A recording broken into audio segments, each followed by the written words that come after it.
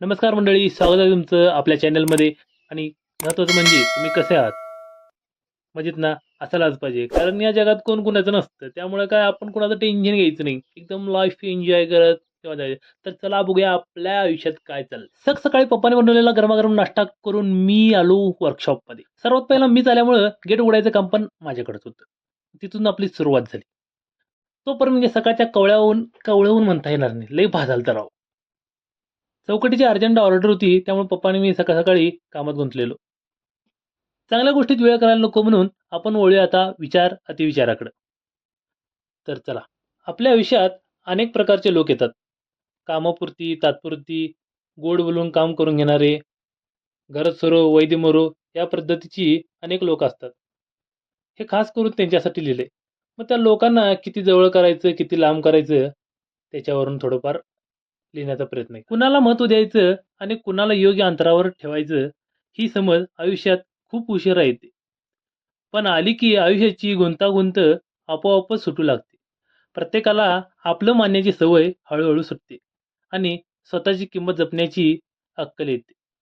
जे लोक आपली उपस्थिती गृहीत धरत नाहीत, त्यांच्यासाठी स्वतःला सतत झिजवत राहण्यात काहीच अर्थ उरत नाही.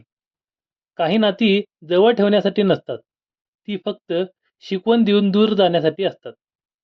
हे कळायला वेळ लागतो. अपेक्षा कमी झाल्या की दुखावणं कमी होतं. आपल्याला आणि समजून न घेणाऱ्यांना सतत समजावून सांगण्याची गरज राहत नाही. योग्य माणसांना दिलेलं थोडंसं महत्त्वही समाधान देतं आणि चुकीच्या माणसांना दिलेलं जास्त महत्त्व आयुष्य थकवून टाकतं.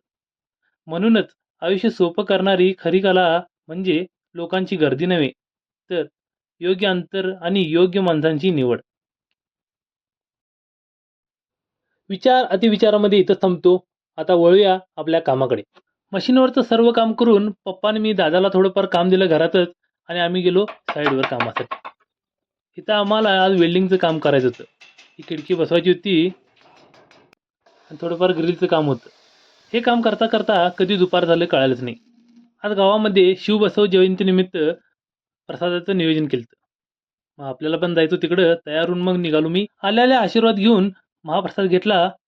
मग पप्पा आणि मी परत साईडवर आलो कामासाठी. आज आपल्याला हे दरवाजे बसवायचे होते. पप्पांनी आल्याल्या कामाला सुरुवात केली. मग दरवाजा जरा जास्त रुंदीला असल्यामुळे त्याला कट करावं लागत होतं. एक दरवाजा बसून झाला ना झाला तोपर्यंत म्हणजे पप्पांनी दुसरा दरवाजा बसवायला घेतला होता. हे करता करता आम्हाला वाजले रात्रीचे 8. काम संपून येऊपर्यंत म्हणजे गावामध्ये शिवबसव जयंतीनिमित्त जल्लोष साजरा होत होता. साऊंड वगैरे लावून मोठ्या उत्साहात जल्लोष साजरा कराल ते. साऊंडच्या मोठ्या आवाजात मुले आनंद लुटत होती.